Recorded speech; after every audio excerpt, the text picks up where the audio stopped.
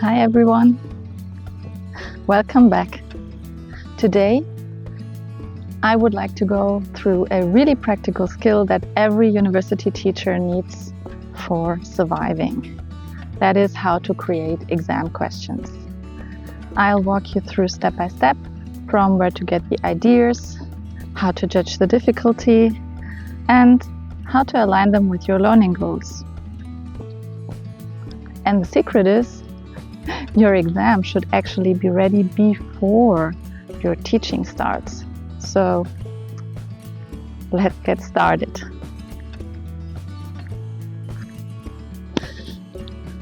Where do you even get exam questions from?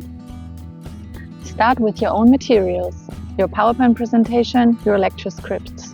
And again, go back to your learning objectives that you initially defined before you made your PowerPoint presentation and the script that you might have. Second, you can get inspiration from textbooks. Almost every good textbook, the larger ones, have review questions. And third, look at publicly available stuff online. So, for example, online resources like MIT OpenCourseWare, there you can also look up questions to solidify the knowledge in a certain topic. And finally, you can use AI tools. So you can pass your lecture in there, the script or the keywords from the PowerPoint presentation, and then you ask for specific exam questions. And you can specify really the type of the question, and then you will get suggested several possibilities and options. But now it's very important that you use this as inspiration and you not just copy and paste them. And also very important, whatever the LLM is spitting out, it's often very good, especially in undergraduate studies where the topics are quite principled. Really check it. And best is not to copy it directly, but to use it to spark a reframing by yourself. Of course, if you are a beginner, you can really use it to your advantage to also shuffle questions around that are already pre-existing to change a little bit from the previous exam. So always double check AI suggestions for accuracy and alignment with your course. It's pretty warm out here in the sun. I'm looking for some shade now.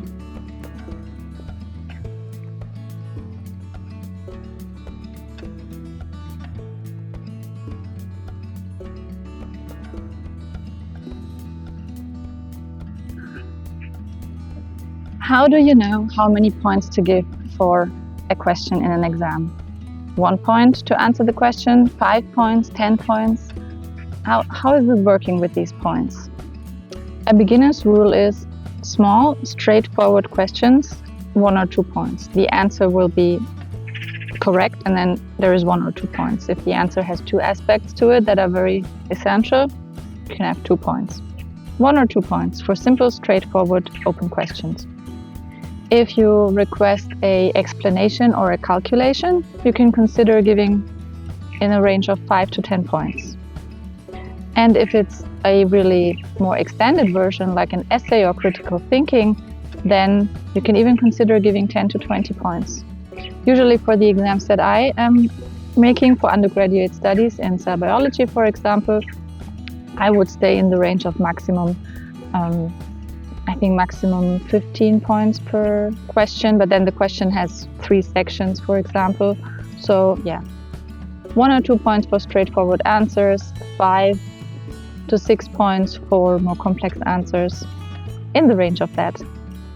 And you will figure it out once you have done the corrections once, where maybe you adjust for the next time. So in terms of difficulty, is the question in the right difficulty range? Ask yourself, could most students answer this question with the learning materials provided by the lecture? And then, if the answer is yes, which it hopefully is because you designed it in a way that your materials are aligned to the learning outcome, which is the learning goals, then refine. Use Bloom's taxonomy verbs, the action verbs. Remember, explain, apply, analyze, evaluate, create. And evaluate, create we will not do in undergraduate studies. But explain and apply, that's decent. So use the Bloom's active verbs to make sure that you are in the right difficulty range with your questions and how you phrase the questions.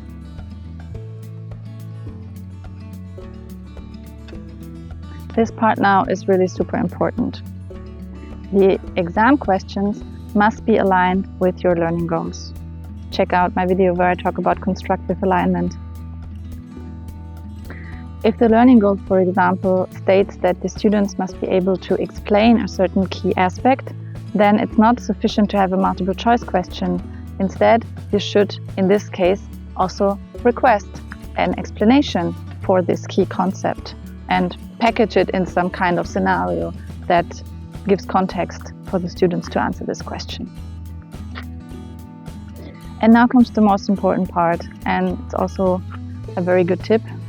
So try to plan your exam before the lecture starts. It doesn't have to be the final version, but a rough outline, so 75% done. Why? Because then you make absolutely sure that the information that you teach and the content of your teaching and your lectures and the materials is aligned with your learning outcome, which is then assessed in the exam.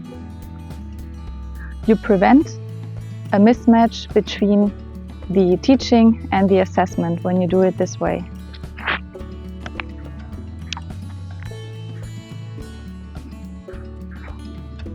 Check out my other videos on how to define the learning goals, on how to plan a lecture, and also how to start and end a lecture.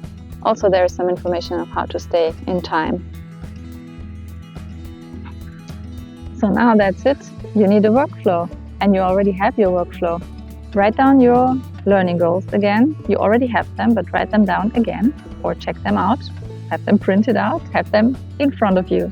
Draft 1 or 2 exam questions for each learning goal, using your materials, the books, and also AI prompts if necessary and if it's helpful.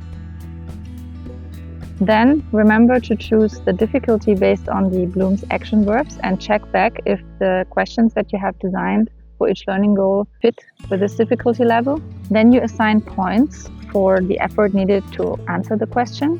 And then point 5 is very important. You again double check if really this all fits with what you have taught and if it's possible to answer the question with the materials provided, or if you have to readjust at some point because you notice, oh, this is a really important question that any student after this course should be able to answer, but it was kind of only half mentioned in a learning goal and it was a little bit neglected, essentially not in focus in the script and the PowerPoint presentation, so you might readjust. That's why it's also very important to have the exam questions roughly outlined before the lecture starts, because then you can readjust based on that. Congratulations, you got it. You have got a decent draft now for the exam.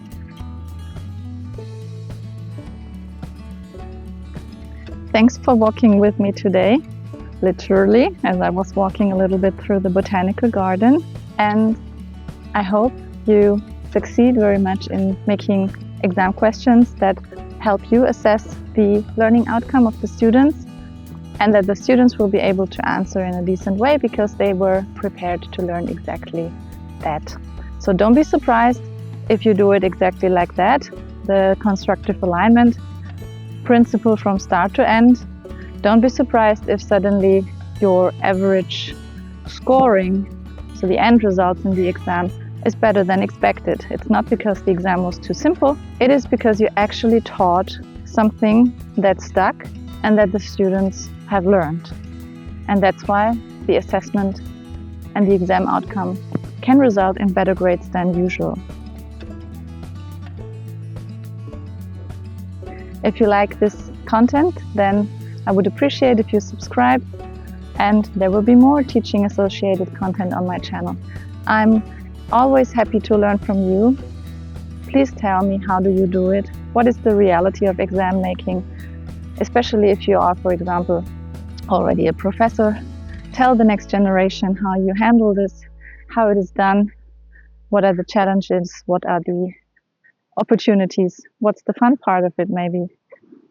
Happy teaching!